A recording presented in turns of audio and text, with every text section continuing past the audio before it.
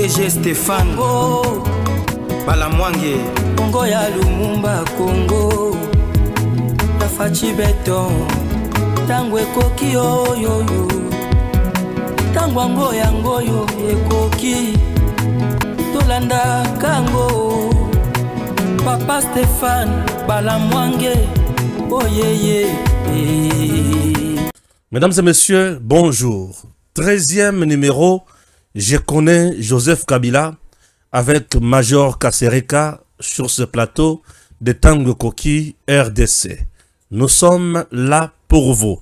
Major Kasereka, ça fait maintenant 3e fois où Azozala a attaqué. Première fois, Azalaki a attaqué, Babeta Massasi a Koufate. Deuxième fois, Nyati na Mutuka. Oui. Babeti, Babwaki na Canal.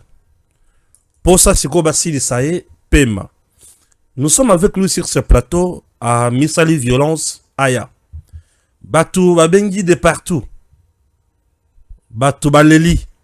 Je me rends compte que Batou Balingi vérité. Le camp de Joseph Kabila ne supporte pas toutes les vérités.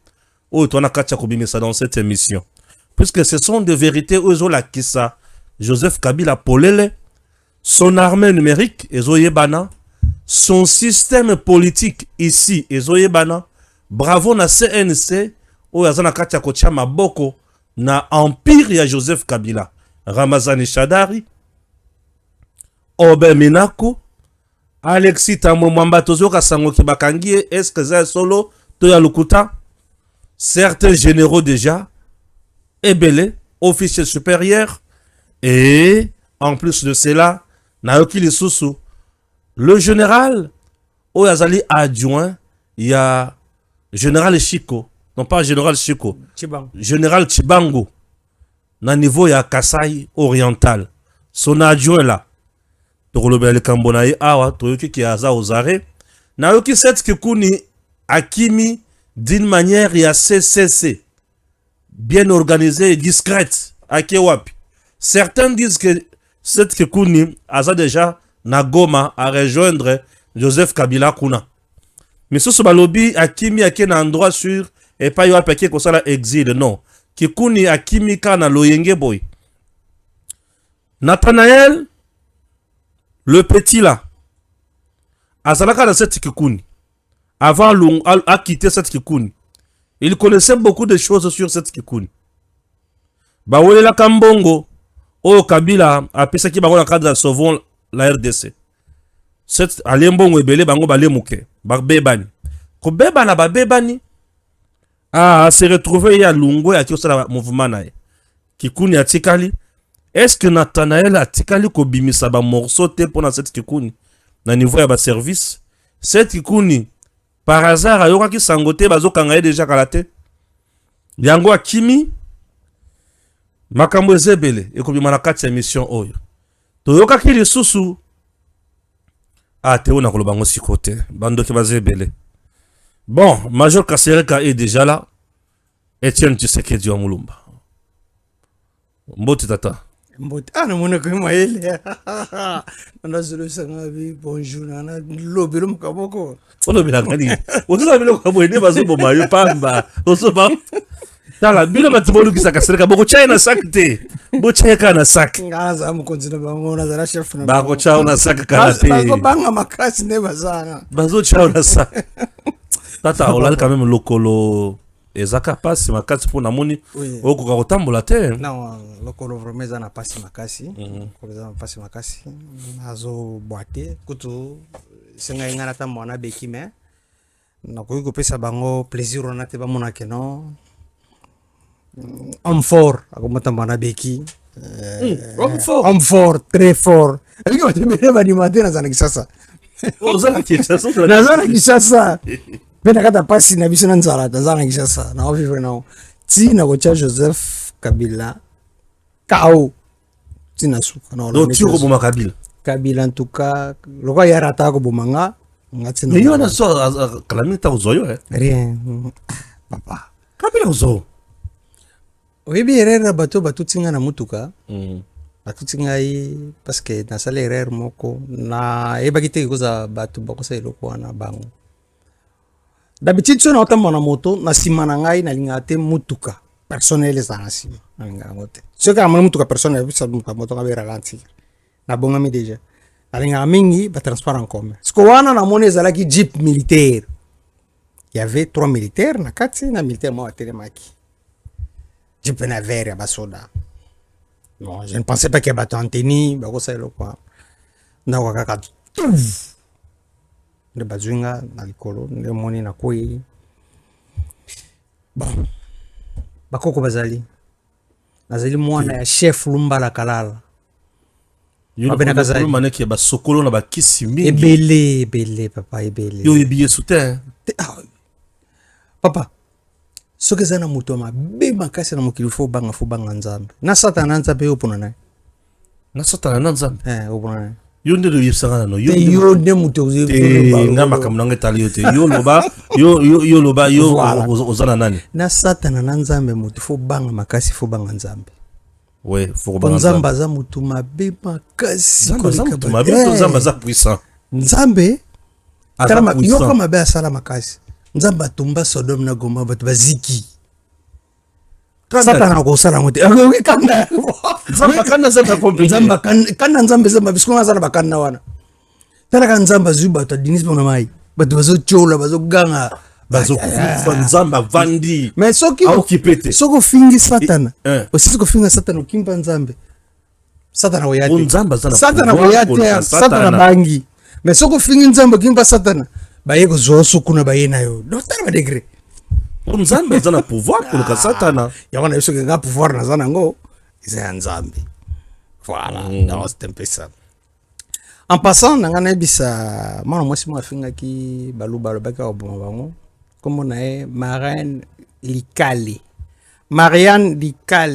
ovandi na Paris immeuble na yo ozana 8e niveau nazana video no bato bazana posa nango po ndima ke na yebi place oza bota na TikTok na ngai bokoma Etienne Tshisekedi wa Congo botala bomona video na ye na filmer na chambre na yo tana komiti na point chambre no mais nazoya na poto na octobre yo décembre ya 2026 en tout cas tozela makambo yako préféré ma menace de mort awate tokeno liboso na makambo oyo ezali mutuya makambo eza mutuya non zela moi c'est ça que m'a appelé une fois pour me demander ya likambo wana ya kokana liwa bwana boy mibeko na mboka na biso epekisi yango c'est que ça banquette na yo Luka Kabila Marlène wana zali pungu Luka Kabila Olandi voilà mutuya azonyo ko la Congo Kabila ko Luka bato moko boye ba ministre tente Luka Kabila oponi na tuna mutuna liboso non ouais tuna naza voilà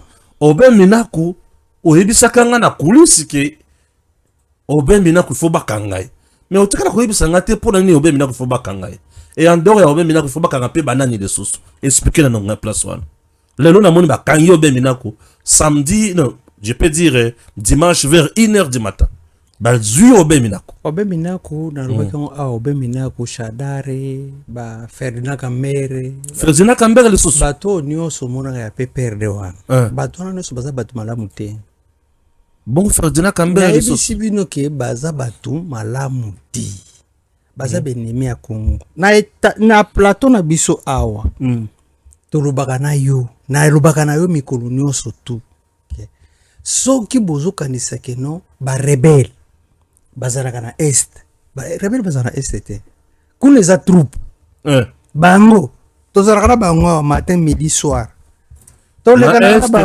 na troupe na basogande baza na est bato baza mais ba rebelle baza awa entre autres ndamba bato wana utaki wana bakangi deja wana sina lobaki yango deja mais soki c'est ça kabengaka yo yebisa c'est ça kekeno na zalaka na posa ya Kabila bana biza mikimikano luma pungu na zana pungu wana za bato Luka Kabila nde azoboma Congo ngana zana problème sur ya Congo ngana yebi Kabila na lobaki naona émission passée awa tanto beli kamba Fortunata nde tutisinga na mutuko likambo Fortunata nde tutisinga na mutuko po après yango na zola kamba menace to sali yango lundi mardi mercredi batutinga pena yebi composition na bango batana basala ndengo wana nalingi nameka kolobelo komoko eza très important mais nayebi te soki bozozwa yango serie to bozozwa yango ndenge nini omoni bagénéraux nyonso bakangi batindi bango na ndolo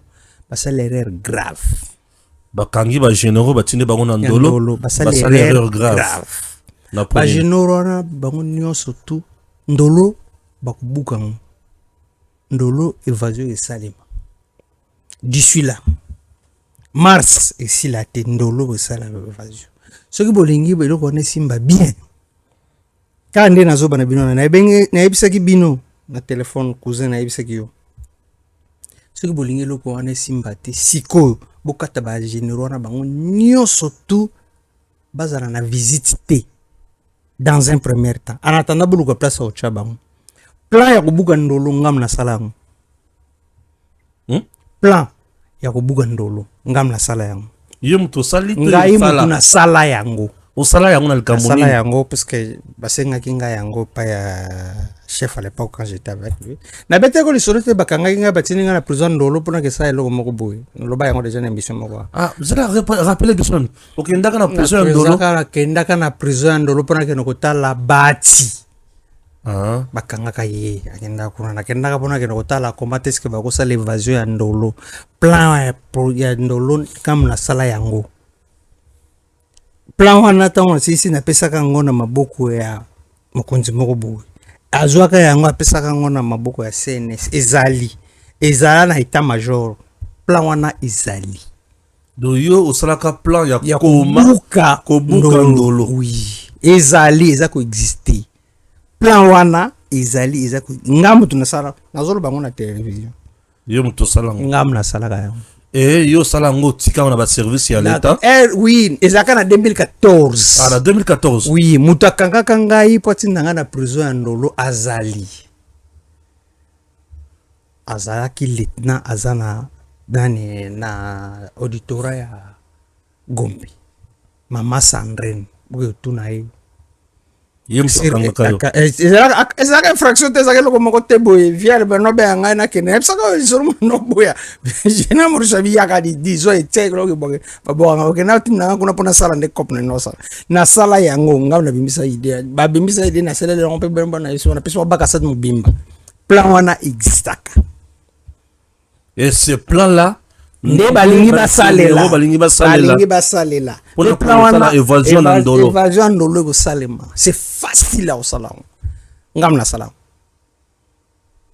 plan wana existaka ngam nasala yango bimisa yango kasi eza nde na plateau opesa fai ya nani ya service soki tosali yango ekomisa fai nango fai bato bakoyeba mais eloko nasengi na bino nyonso tu bakonzi mais tu sais comment kocontraindre yango oui bakonzi mpona kotya calme na eloko wana bolongola bagénéraux wana nyonso tu en attendant bolukela bango baplace ya kotya bango bokata bango bazala na contact na motu te libanda aussi longtemps ke bakozala na contact na bato wana bakorassure bango ke nokala mingi te tokosala boye na jour tel bozala place tel toya kozwa bino c'est facile nalobi yango nalobi ndolo déjà c'est un danger oyo to se créer le fait ya kobomba bagénéraux nyonso kuna osali mabe traitement na bango na ndolo mpe nazoyeba te eza ndenge nini batie bango mpe na droit ya vite baza na droit ya vite na mosala soda trahison ezali chiste baboma yo eza te trahison na mosala soda pene nango ezalaka baka wana babomi yo foka baboma yo nayebi te bazolengela bango na likambo nini sincèrement nayebi te en plus comment tu veux baboma baninga nde mibeko lobi comment je fais où eza mibeko nde lobi ndenge wana trahison ezalaka nani yani pene nango ezali wa fo baboma yo bo bakondanaki nani Joseph Kabila na trahison nde bakondani na peine de mort siko bango bakondani monani nde place na comprendre te mais basambisi bango te Kabila basambisaki bakondane kasi bango fa bakanga bango bakanga bango na fragrance fa basambisa bango le même jour bazu bango tie bango habite Massa Cécile c'est comme faut tout nanga on va les exécuter dans Massassi de bon on sala bon Massa sodet c'est pas ça ni si vous bango bakotsa bango pande sodet bango fa batia bango sika wana bazu bango bete Massa ndeli nani alamba zeko sala ani bano bomba doni wana oui je vois qu'on a dit sur la télévision, il y a mon petit mot, ah, ouais, bien, papa, les camarades qui wana. mbo oyo babetaka masasi oyo ezwaka ete ti bayoka te singa wana noko na ngai alamba boma 280 militaires na maluku po basalaka repli fuite devant l'ennemi bakangi bongo bongo Fuite devant l'ennemi. oui babomi bango peine mais comment est-ce que oyo biso bagénéraux baotika bango baotika bango lekam faza bango nyonso batie bango babomi bango nyonso tout esili kopeseli vi na bango na vie ya république moko tabomaka 24-25 officiers atelemisi bango esika wana bajournaliste batuni alobi bongo quelle ampleur naza na armée ya plus de 20 000 personnes so babomi 22 personnes esali fo boma bango baza bato bakozana vite et la plupart wana baza barwandais sont des traîtres ça va tout côté bon vite La plupart bango so baza ba Rwandais te. La plupart baza ba Rwandais. non na mi be kunde Non, parce que le place sur le lobby m'a yoka. Si on va tuer les généraux. les généraux Oyo va trahir nation congolaise. oui. On se limite là. Oui. Qu'il soit rwandais, qu'il soit congolais, Moulouba, Mugongo, Moussoaïli, Beto na Beto. Ça nous engage pas. Non, ça que fait dire toi t'as pas compris ce que j'ai dit. Dans le but oui. Moi j'ai bien compris. Oui, à mon avis, Il faut que ça qu'on là puisque yo el moko zo la trop dur. Il faut d'abord il sanga inité yo banda ko diriger tant Kabila et au combien peut battre un sac. Voilà. Oui. Aux amis il faut tout bien la makasi. Na salle église déjà ndako na ngai. So yo côté église monene parce que bato sambela. Donc bato bele ba ebaraté. Ezali place où bakotika bango te. Oui, moi aussi je crains. Normalement, aux yeux généraux, bochi bango isika moko. En tout cas, il risque de se venger aussi. En plus libanda bazana batuna ba. Omoni audio oyo nani moto lobaki na États-Unis au communicateur. Ce qui dinosaure. Makamalo baki za solo. Gilles Banza zo travailler kaka na batwana. Dinosaure mamalo baki za solo. Moi chef d'état-major général ko yo pe. Na lobi boye, na lobi o dinosaure lobaki. Ah, oh, dinosaure à l'obaki. Rien ne prouve que dinosaure a dit la vérité. Dans l'obi boye. Moutanoma Gilles Banza. Mouto a proposé Gilles Banza. Ezali Tumba Bwamunda. Oui, maison militaire. Tumba Bwamunda. Basalaka na Christian Chiwewe. Christian Chiwewe na Tumba Bwamunda badepandaka na Rwanda. Bakozwa kaka mwana na bango. Libata botaka soso tendeko.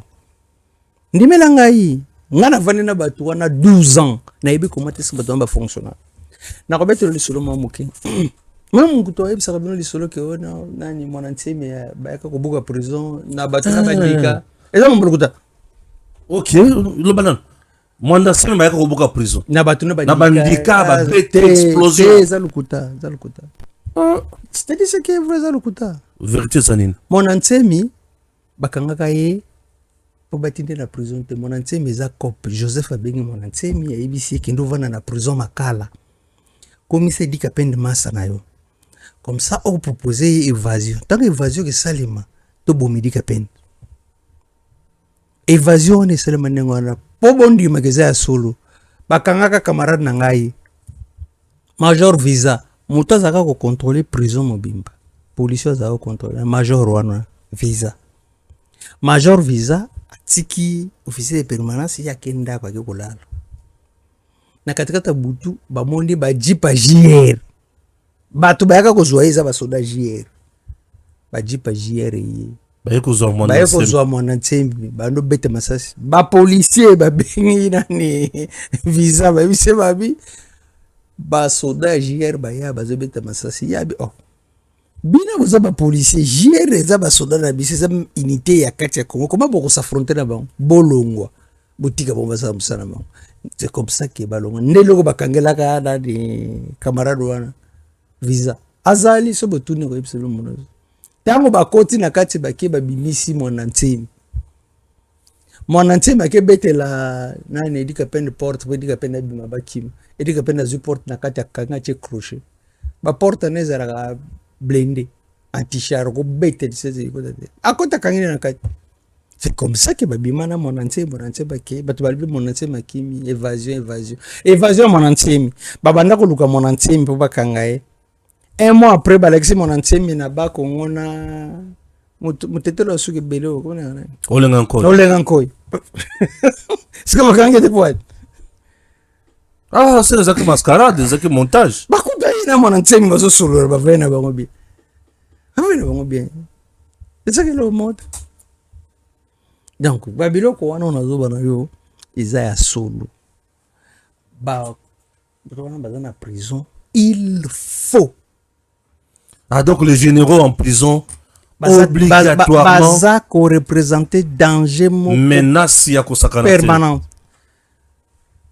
et en plus bato wana baza na appui libanda baza na appui libanda. Donc le coup des généraux en prison, en tout cas démasqué. eloko wana nasi napesi yango napesaki yango libanda appui kokoza la banane appui eza baninga na bango bagénéraux baza wa baninga na bango bagénéraux mosusu baza libanda batraître baza ebele na mboko baza ebele awa na mboko batraître baza ebele na beteleko lisolo bango baza libanda baza na kati ya armée bawana baza kuna bakangaki wana si bautaki na armée bautaki na armoire bazaka na armée bazaka na armée te parce que yo trompe bo bazaka nde armée na c'est armoire là c'est sa question nanga oyo baza libanda baza na kati ya armée baza na kati ya kosalela mboka oyo baza na kati na lobi teke bautaki na armoire to bautaki soki na tuku nini te bazalaki na kati ya armée mais balongolaki bango pembeni mpona misala mabe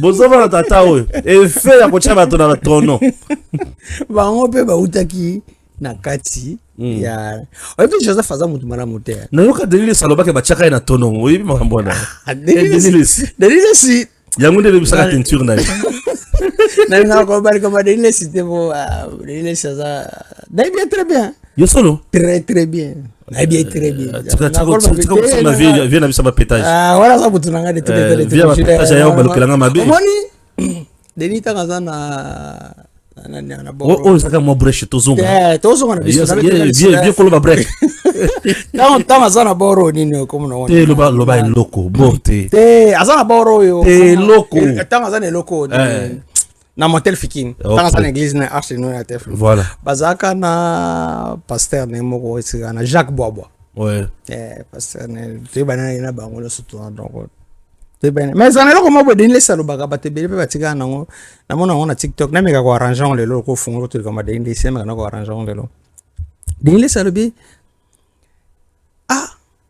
neti Félix akoma président eza bachance moko grave moto alongwe na eloko te dans le néant asalani lipara alongwe bana moko bama akomi président eza bachance moko grave moni bato lokola Joseph bazalaka chef d'état major bazalaka généraux nde bayekoma te bato ebele fo batia na motu na bango lelo bayeba yango oyo nazoloba Faci avazala président asala bato ebele bayebaka te bato bakasa nde kosala il faut ozala kaka engagé na société moko to engagé na primature to non yo osalaka te oui oza DG oui Faci azalaka déjà na IDPS azalaka déjà chargé baor moko na IDPS à part kozala na IDPS kozala chargé azalaka député asiéja te non yango te kosiége ou pas kombo na ye so baluki badéputé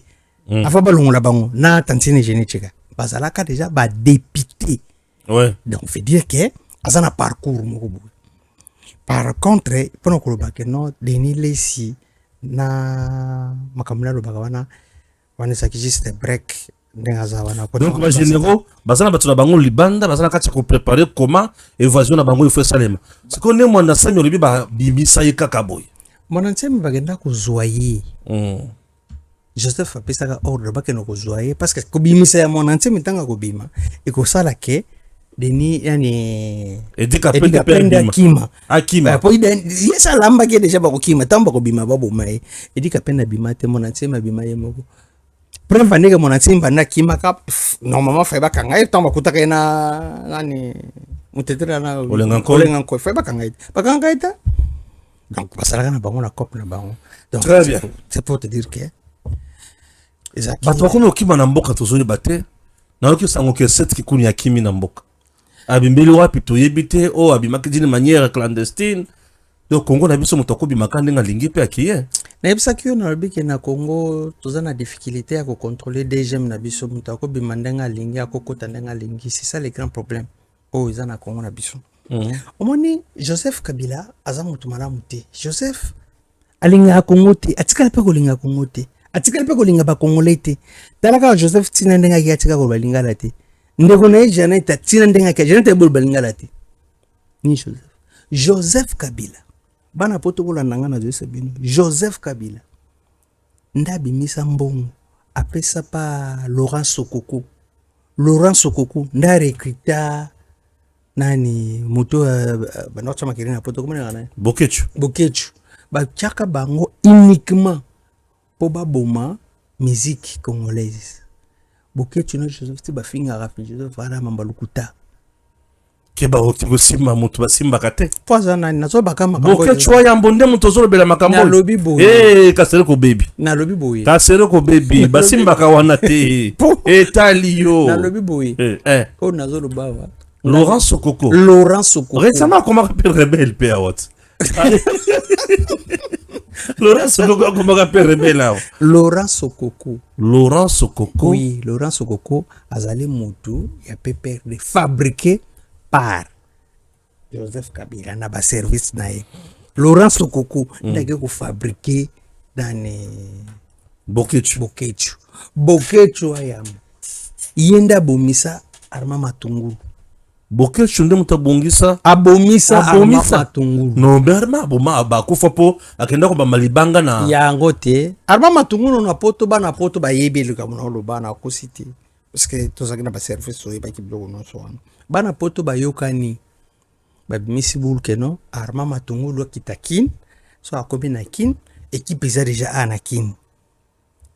Laurent Sokoko sa pesi mbongo ba ozela soki Joseph aoleka Armand Matungulu ye musani zaka ko bambali banga so bambili banga moteur zana jipa libuso simba frère Joseph soka telemi ba ya bazana c'est bien ba PKM ba ofungola fe ba bare Joseph eloko ba peseki tango basili si cop na bango tout evandi kobima Laurent Armand Matungulu azui ave akomi na Kinshasa. Laurent Sokoko abengi na kin afundi mutu tela zoya azabu ebozela place wana yina kangisa yenda bomisa Laurent Sokoko to Bokechu nde mutu abenga Kabila na kin Kabila ta bengi na kin ba service zela place wana na yokenzo to malili tata olobi Kabila recrute Laurent Sokoko à son tour recrute Bokechu basali plan ya koboma Joseph Kabila te plan on ezalaki pa ya Laurent Sokoko te ezalaki pa Bokechu pete plan on ezalaki na poto plan ezalaki na poto bana poto voilà poto ba yebili ka mona oloba bana poto basala plan na bango basisi ko sala plan na bango bazui na buzo bana bango sans le savoir que Bokechu azambutu ya Kabila bazui Bokechu bakote na lisolo bakote na lisolo eloko na oloba bato eloko mweza na poto soki pengoko soki pereso ni na perenko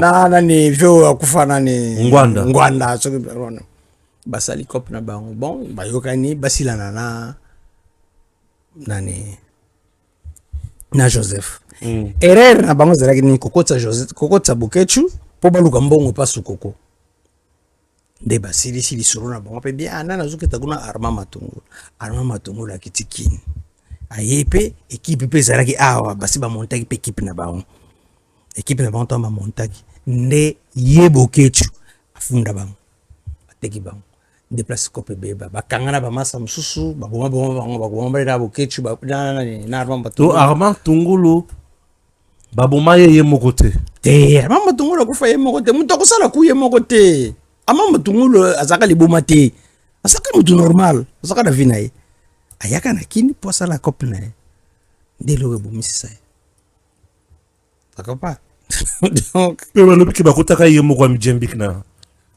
kasho bachaki osiko corps nezaka corps Armand Matungulu ye moko ya mijembik kasi ensemble de mijembik c'est problème te ye moko mutu atie fe na vina ye siko yo oboya ndeni ye moko mijembik siko yo oboya ndeni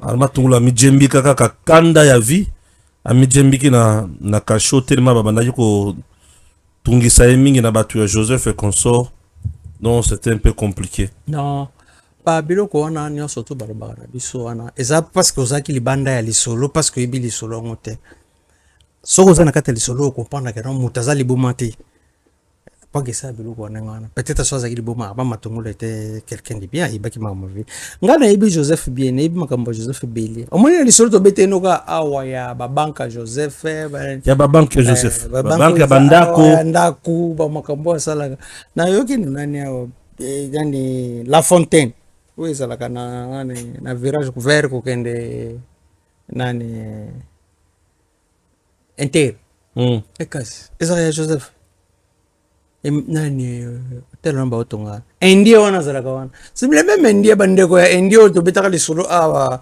Joseph endia la betaka ministre ya santé Mbata wa bengana kanyam kasi bende kona bangon basaka ba membatu omoni ngana zo temps ya kolanda Joseph pona ba biloko de nyonso nazana ba société ya Joseph nyonso du Afrique du Sud na ba adresse non Joseph aza pena ba société na na Joseph tazoe bazana ba société wana ozana bakombo ozotanga wana toni kamwe te na bimsande yango ndena aksota zo bimsande ba société ya Joseph Kabila baza monsieur eze be soko tangi wana ba société ya Joseph na komeka kotanga ba société ya Joseph Kabila na Afrique du Sud po eza mbongo ya Congo eze bele na Afrique du Sud na zoe natanga Zoe Project and Consulting.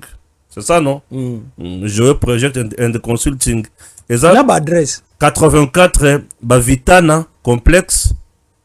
Oui, Auréole, Avenue Nortag, Goteng, 269. Wana société liboso ya Zoe.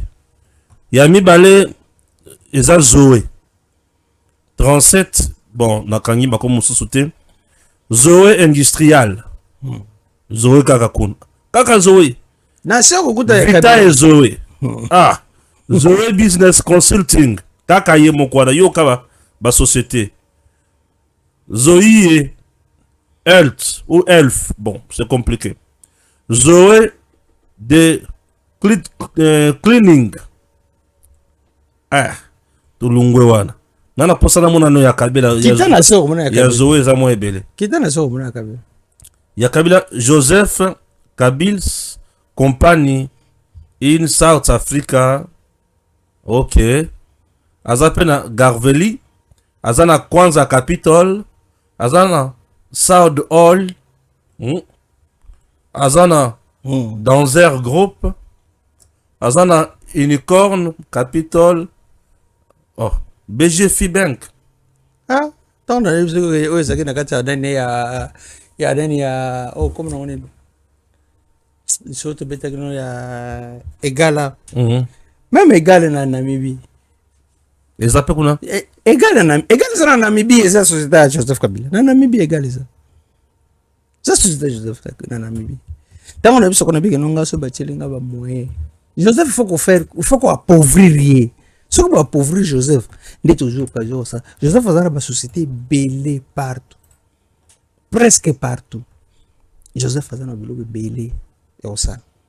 Alors, ce bolingi qui est comme il faut que ça la tout possible à kokanga kanga babelo que Joseph. Joseph il a été déjà condamné. C'est compliqué. C'est compliqué. C'est compliqué.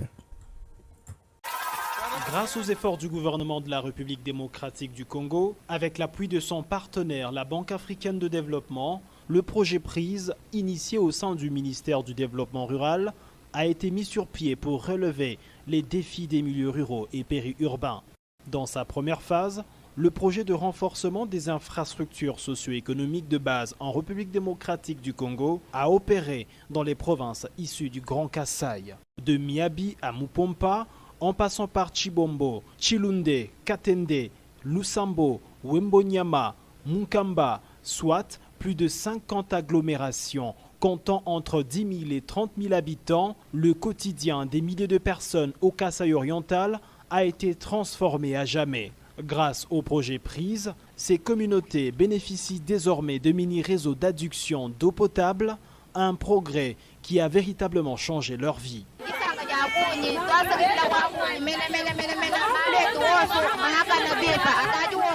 Ces infrastructures modernes inclut de châteaux d'eau conformes aux standards internationaux d'une capacité de 40 à 200 mètres cubes de stockage, imposant par leur architecture que par leur fiabilité. Le projet Prise a également aménagé des cabines techniques et des salles de chloration, facilitant l'accès à l'eau potable via de bornes fontaines. Alimentées par un réseau de conduite de plus de 7 km, ces bornes permettent aux habitants de s'approvisionner sans effort à proximité de leur foyer. Ces villages, c'est l'heure de la célébration.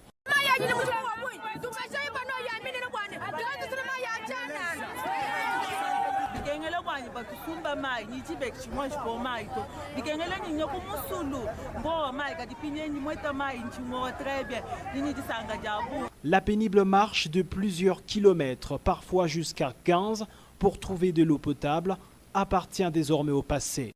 Le projet Prise, piloté par le ministère du Développement rural et financé par la Banque africaine de développement, renforce les infrastructures socio-économiques au cœur de la République démocratique du Congo. La qualité des ouvrages réalisés et la joie des bénéficiaires témoignent du succès éclatant de cette initiative. L'impact du projet Prise va toutefois bien au-delà de l'accès à l'eau potable, en plus des réseaux d'adduction issus des forages et de l'aménagement des sources d'eau à débit important. Le projet a transformé des points d'eau en véritables espaces de vie. Il a permis la construction de marchés à étalage, des boutiques, des pharmacies, d'abattoirs et des moulins, ainsi que l'équipement de nombreuses écoles et centres de santé.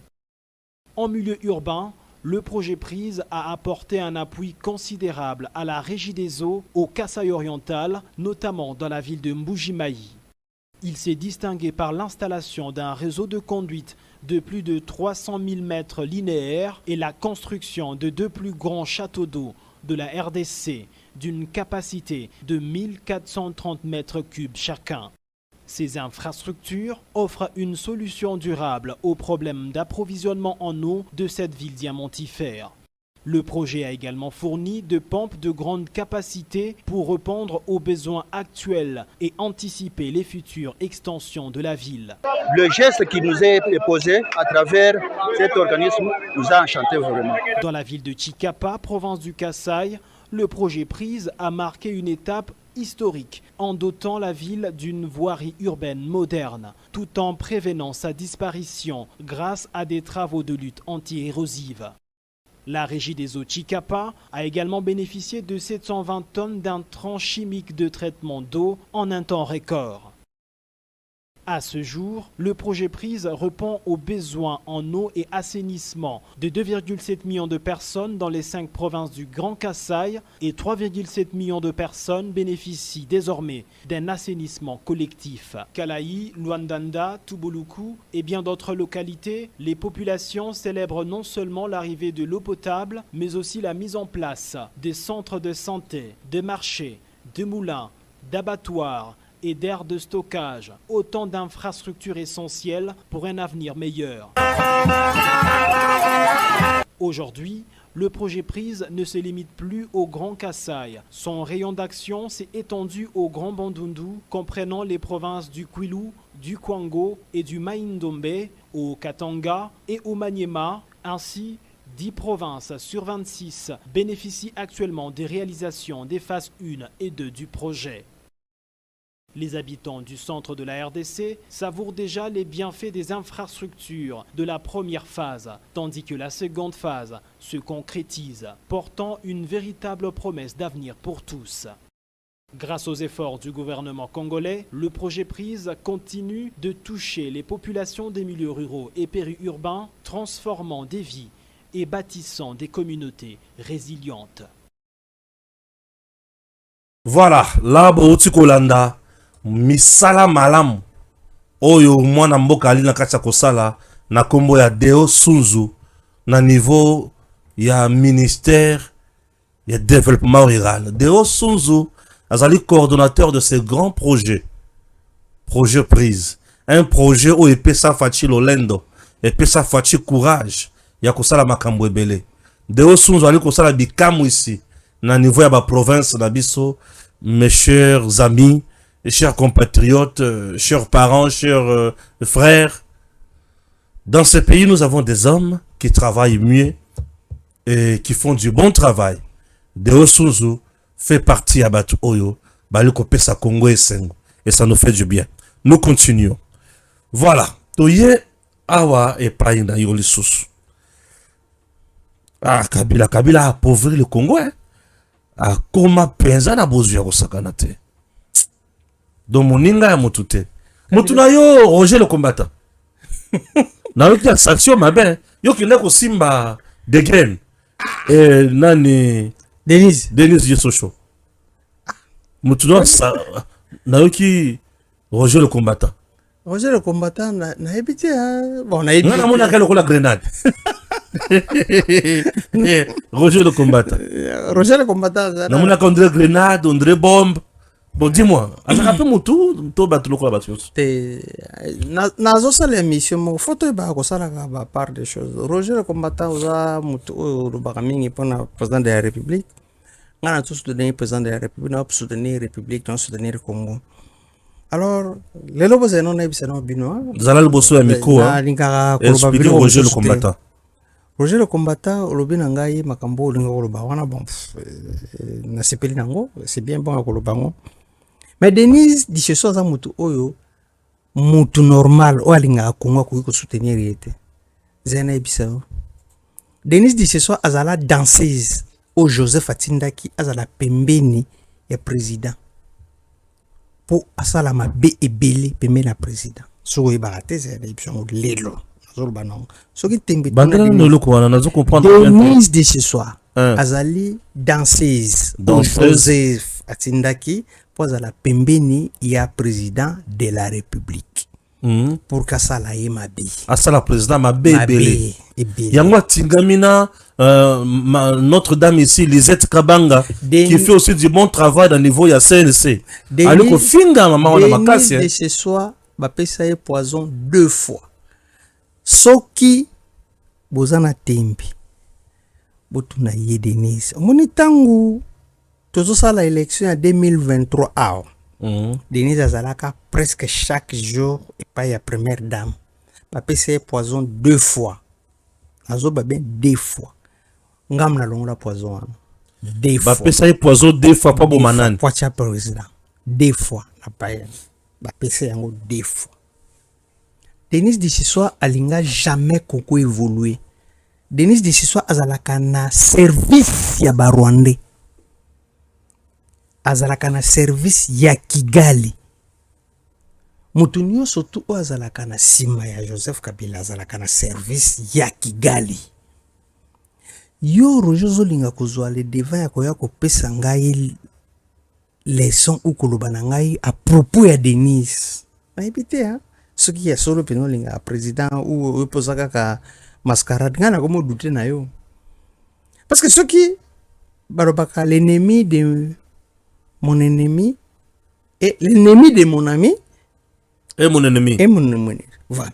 Si c'est vrai que yo osa ami à président, l'ennemi à président, c'est automatiquement il est ton ennemi. Mais comment est-ce que yo zo soutenir? Denise de ce soir baka na passo la Bible na joali boa na fingayo Félix bon ngai. Et toi tu veux soutenir quelqu'un qui parle d'un n'importe quoi comme ça. Mon toi so babilo abo yondo no soutenir pour expliquer ngai. Débité ce qui mutu na yezo sarate. Denise aza mutu moko mutu na ye beba. Denise bando zo bango ba vandisi bango boye 5 à 10 personnes. Balalioti, basubelio, basumbelio. Ezada ba vidéo exista ba juye bo bakene bazo sukola e pa ba masarang. Eze bele, so le mina balancer no ko balancer. Eze bele. Bazo sukola e. So je passe so wana ba drogue yo zo suna mututo zo ba sute ko biso kindengi. Yo mutu moko ba ke lalo na ba tu 10. Ça ndeni pana.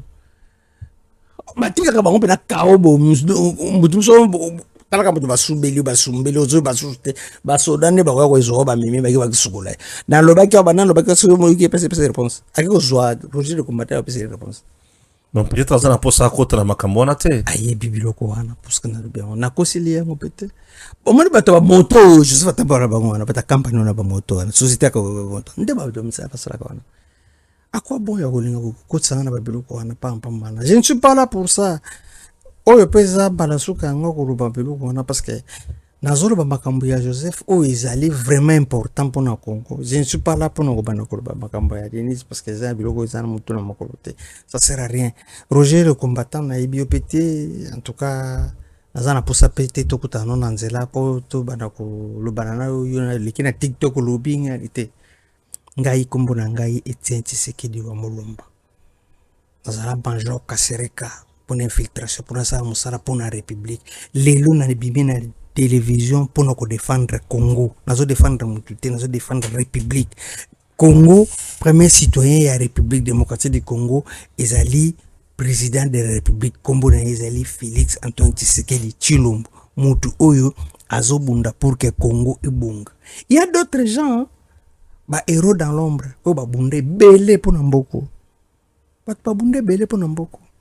Alors, ce que vous avez moutou malade, il faut que tu aies un molongo na biso pour que tu bundé la Congo.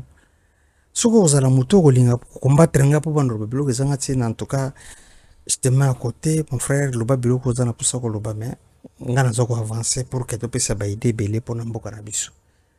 Je pense que côté na yo on se comprendre alors ko ya sous dans makabu ngate nga kina betelo li solo Matsama voix ndazaka dazo bela tende ko oui ko bela sana lokolo na voix te teza lokolo les appels na poitrine na place na koyaki sincèrement tu bon na ye parce que ba te belé ba benga oui message na lembi na okufi so bo sentir que nazoloba nazoka vraiment honnêtement nazoka pasi na ngai na yebisa na bino bana Congo nyonso tu bandeko na nga na poto ba bengi belé bandeko na ngai ya famille na nga bandeko na nga na poto ba Congolais pe msusu ba benga ndeko bima Congo bima na yo Congo okokufa pamba Congo wana kutu ngo msoza nga Congo zo kufela na kutu Lumumba kufela yango ebonga te papa Tshisekedi nyoko bela yango ebonga te omoni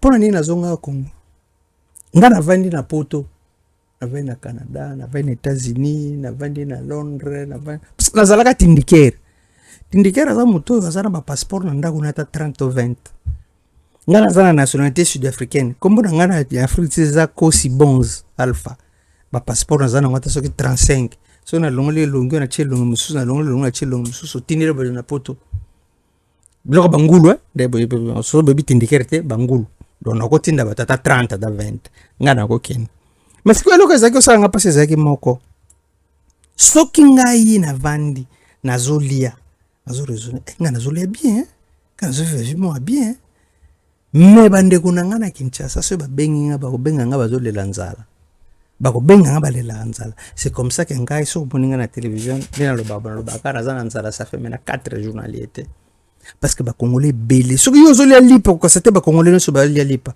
kendo ta bande kunanga bazana Kanluka kendo ta bande kunanga bazana Paka Juma ba liete bazo souffrir alors so que to ko bena pona na souffrance mutachie biso na point wana ezali Joseph Kabila. Bomoni nani ya Sakima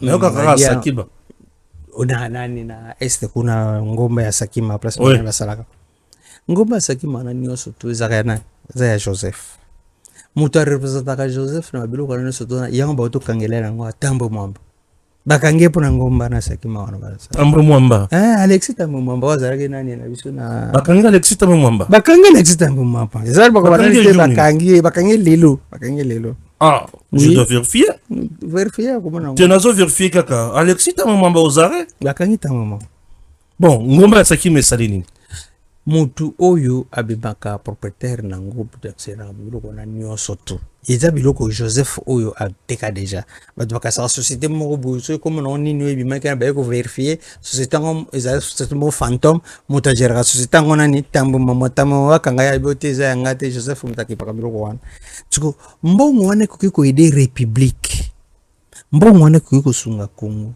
mais Joseph ateka biloko wana nyonso tu na compte ya ba Rwanda na compte ya Barwanda. Soki bolobi bolandela biloko ebele sawa eza na compte kaka ya Barwanda. Eza na compte ya Bakongolais te. Comment est-ce que nga nazolinga na défendre na mboka na nga bino bozolinga boya kochanga na bamakelele? Bandeko na nga bachenga na temps normal basombeli nga billet batonga na niote ozongo poko. Je ne peux pas. Na okimate. Naza na Kinshasa, naza na Congo, nazobundela Congo, nazobundela mabele na ngai. Voilà ce que je peux vous dire. C'est bon, je vais un peu vous donner lecture. Il y a quelques informations déjà sur terrain. Voilà, urgent, Paul Kagame envoie une nouvelle vague de militaires rwandais en RDC.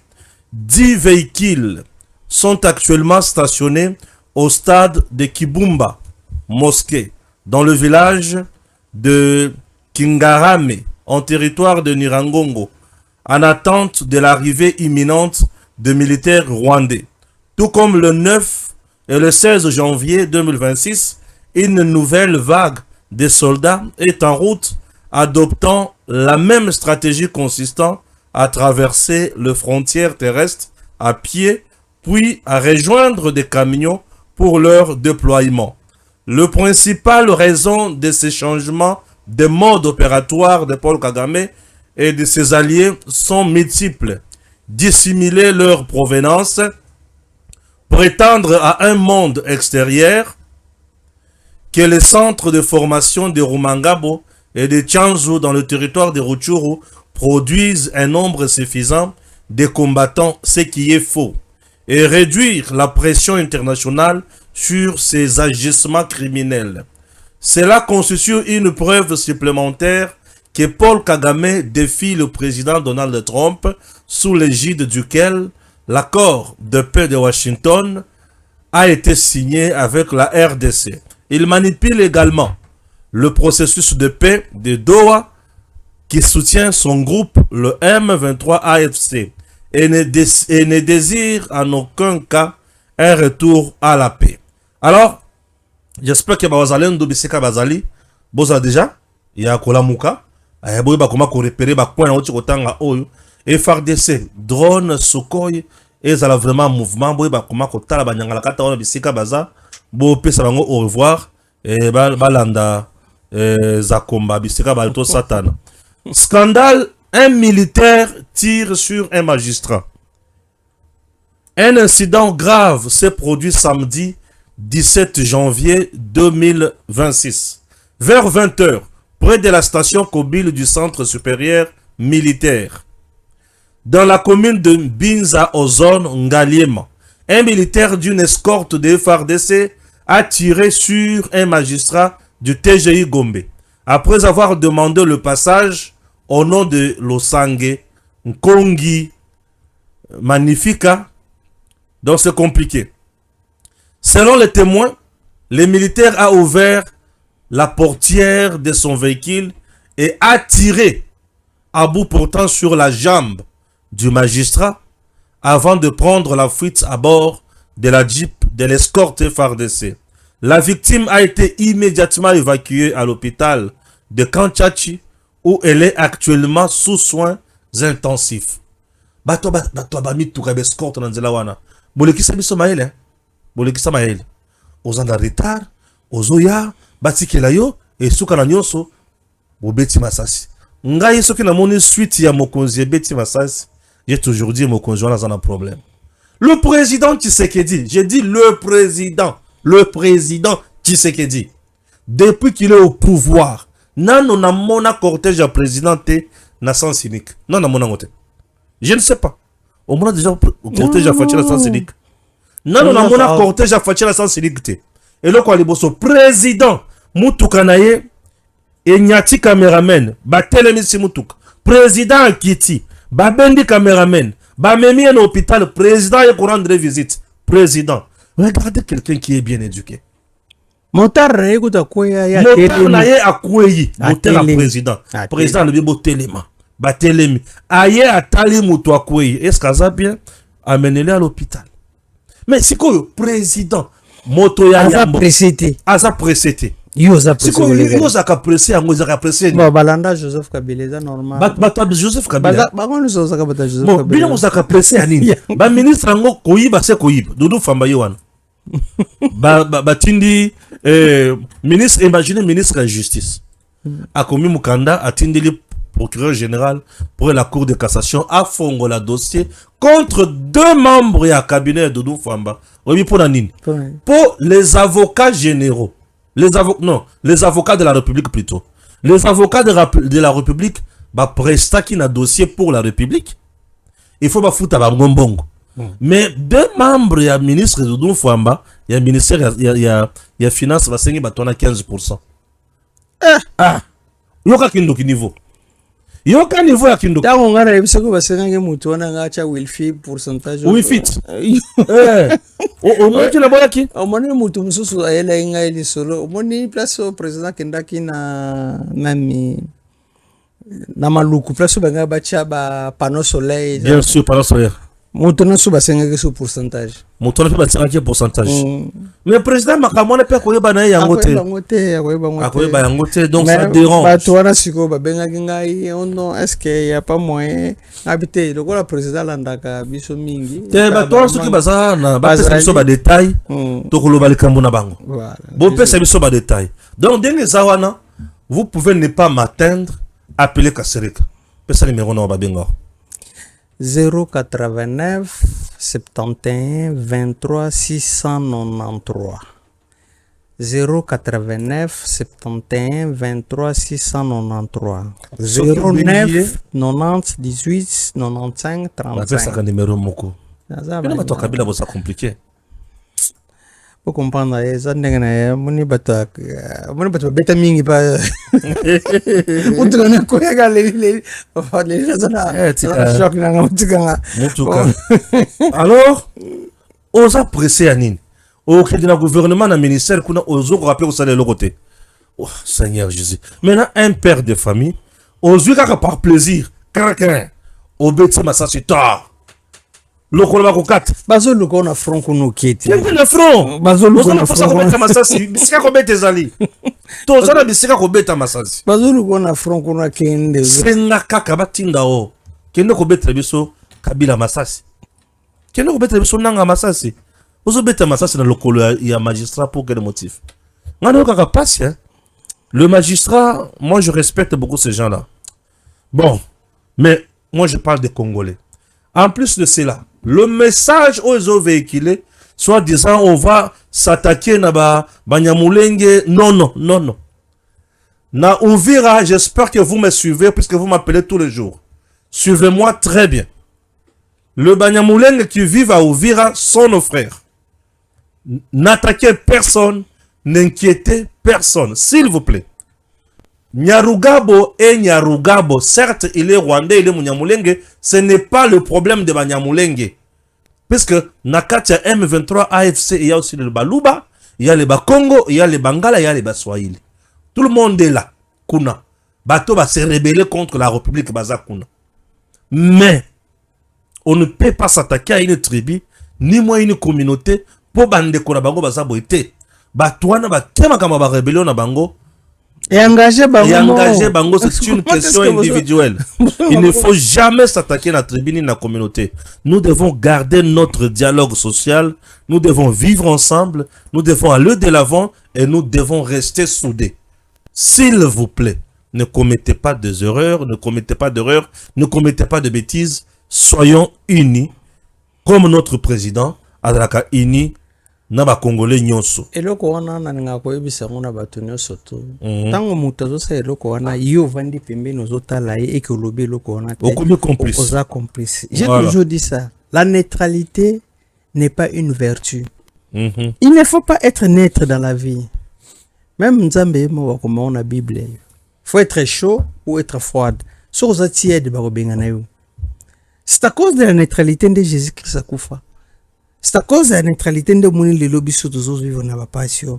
Imagine-toi que non mutumo avant de mon avis je dois faire mutumo bé je dois faire ça bon italingate ngal essentiel à pesinga li pananga ali italingate ezana ba te belé le so na mina pesa kana na kono tanga ba komona bino mais boza na ino sacré bovandi mpe ntango bozali kolia bamapa na bango bakuna pa Joseph bozalaki bato malamu lelo bobaluki boye koto non faut pas être neutre faut za moto normal omoni ke non ozo combattre l'injustice nga na combattre l'injustice soko tuni ngai na monga fula moto no so biso ke tonto chichi mwana mama oza na bete melo ko moko ngai na vie nga mona na vie lekela ngai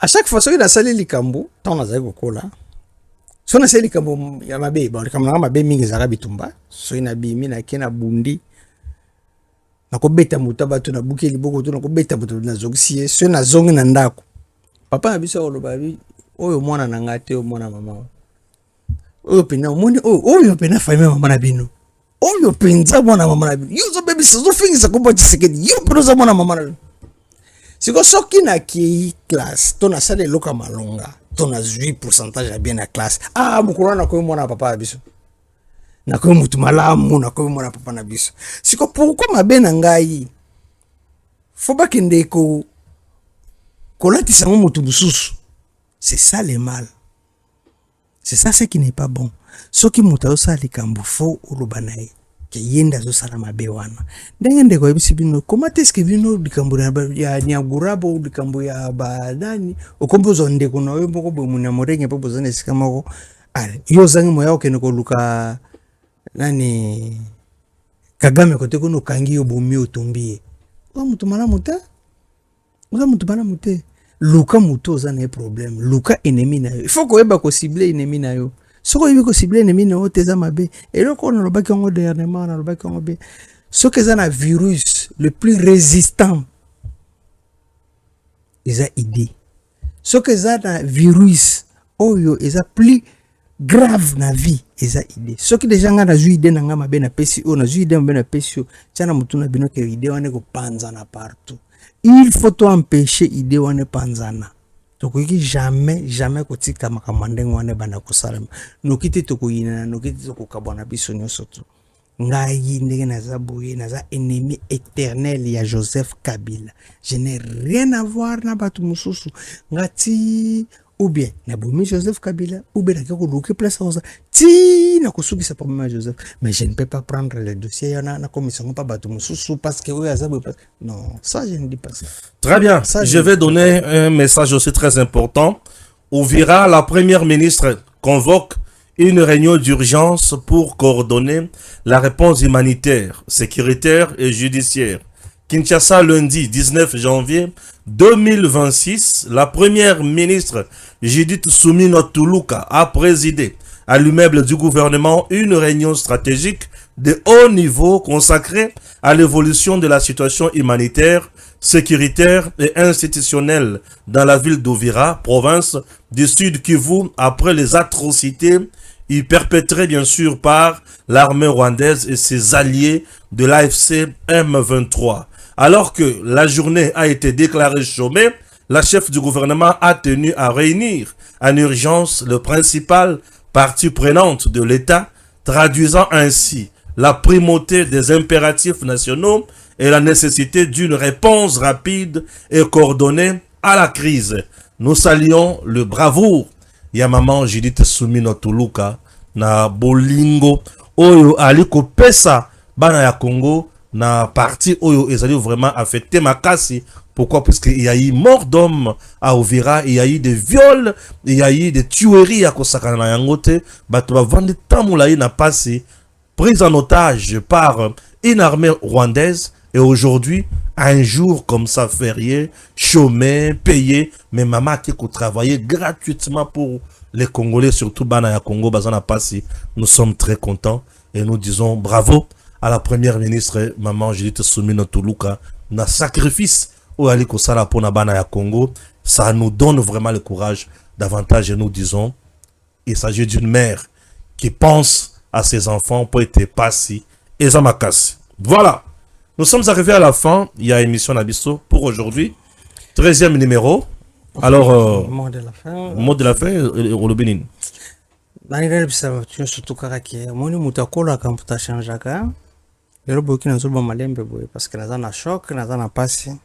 Mais bino bato bazotinda pour que bosala nga boye. nakoki koya kozongisela bino mabe te nayebi bino na kozongisela nde omoni nake koporte plainte na auditorat otangaki document natindeleko no ya réquisition adepose yango na maboko ya justice. Alors naza na problème na bino te, naza na problème na Joseph Kabila. Lelo soki bino bobombi ngai bato babomaka Lumumba Kongo ebongaka te, botia na motu na bino ke tokozongisaka kaka pasi tokola pasi. Bana na bino baza ba Congolais, bozaki bato oyo ya mboka mosusu te, boza ba Congolais parce que bozaki koloba na Swahili, boza ba Congolais. Alors botika biloko na wana eza bien te. Nasepeli mingi bandeko nyonso basoutenir ngai oyo balobi ke Major Kasereka kufi, Major Kasereka kufi te nazali. La lutte continue. Merci. Merci. Il est temps d'acheter une parcelle aux États-Unis, précisément à Dallas. Une parcelle à $50,000, mais vous pouvez d'abord payer 5,000 et le 45,000 au payer Yango pendant 30 ans au Silisa Yango. Ce qui aussi au sombe le pango. Bakoki kotongela yo par une entreprise. Et cette entreprise, au kofutaka 30%, il y a coût global, il y a ndako zanango pour ça, batongela yo. Le reste, tu as 30 ans pour payer. Petit à petit.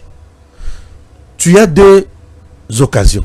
La première, tu peux envoyer tes enfants aller vivre aux États-Unis, ok, dans les meilleures conditions, puisqu'ils seront pris en charge sur le plan éducatif et sanitaire. Babeli, bazu soin, balingi batanga, batangi ofele. Si tu ne veux pas ça, tu veux faire des affaires, c'est génial encore. Il y a des agences qui vont t'aider. Il y a Kochabanda Kowana en location. Mbongo bimakandambo, au futi, na bato batonga kindako. Mbongo mususu ndambo, au futi na bato batekela kio lupango. Et mususu, batie na compte na yo, tu es au Congo, compte Zovimba. Compte Zovimba, aux à l'aise, pendant 30 ans. Tata, maman, il est temps de faire des affaires. Il est temps de réaliser un rêve américain. Comment faire pour arriver aux États-Unis? C'est simple. Mairie à Dallas et continue de la invitation. Et ces documents-là, tu vas mettre ça dans ton dossier que tu présenteras, que tu pourras présenter où c'est. Dans niveau, il y a ambassade. Bakopé son visa, na péteignos. C'est une bonne occasion d'aller aux États-Unis. Et dans la condition longo bani. Ne ratez pas cette occasion. Ba numéro Zawana. J'espère que vous avez affiché ba numéro. Et vous savez loba. Ba numéro Zawana. Il faut voir cette opportunité. Saisissez-la. Elle est là pour vous. Je ne blague pas. Je sais de quoi je dis. Makambo eza pour nabino. Ba numéro yango wana. Bobenga. Beaucoup tana bango. Bala kisabino. Récemment. Ba utu kokende. Bah, les 5, les 6, les 7. Aux États-Unis dans le mois de décembre. C'était génial. Ils ont visité les choses. Bah, moni bikam ici. Bah, moni bandako. Nous ne blaguons pas. Il y a des villas déjà prêtes à vendre. Prêtes à payer. Ceux qui ont moni village, ils ont déjà bâti en wana. Ceux qui ont posé somba au sombi. Bandako ya minene déjà batonga biloko wa kitoko eza. Il est temps de faire mieux. Et il est temps de donner la main dans makambo ya boy. C'est pour ton intérêt. Suivez encore ceci. J'ai entendu parler de cette opportunité d'acheter et que lorsqu'on devient propriétaire d'un terrain, il y a d'autres portes qui s'ouvrent et voilà, c'est une opportunité que je trouve qui est très intéressante avec tout ce qu'on entend ici, surtout l'étude pour les enfants et voilà, et donc je suis venu voir de mes propres yeux et je ne suis pas déçu. J'ai trouvé ça génial, riche en informations, très interactif parce que nous pouvions participer, ça nous concernait. Je me suis senti concerné, bien accueilli et je ne peux que recommander de pouvoir participer et vivre cette expérience aussi parce que je peux donner le témoignage, mais voilà, vivre l'expérience c'est encore autre chose. Je suis un homme qui aime aussi les choses qui sont claires et la vision, la discipline, des thèmes, des points qui ont été nommés pour permettre à chacun de se développer, de trouver sa place, de trouver une raison de gagner, bien sûr, de l'argent, mais de gagner aussi en qualité de vie, en bonheur, en liberté. Donc voilà, ça c'est ce que j'ai trouvé qui était très intéressant. Une opportunité non seulement d'acheter un terrain, mais de pouvoir vivre en famille et de pouvoir faire bénéficier de ces choses à d'autres amis ou à des membres de la famille. Donc ça c'est... voilà, il y a beaucoup de points au final. Moi c'est Trésor, je viens de Belgique.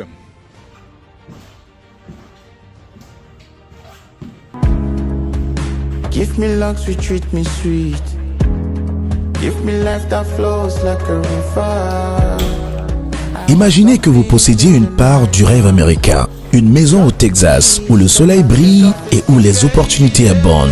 Chez Dispensation Investment Group, nous pensons que tout le monde mérite une chance de faire de ce rêve une réalité. C'est pourquoi nous proposons des plans de paiement flexibles allant jusqu'à 30 ans, rendant l'accession à la propriété plus accessible que jamais. Chez Dispensation Investment Group, vous investissez dans un bien immobilier et rejoignez une communauté dynamique de personnes motivées, d'entrepreneurs et de coachs experts du monde entier. Avec notre politique, pas d'exigence de score de crédit, nous croyons que tout le monde mérite une chance de posséder la propriété de ses rêves.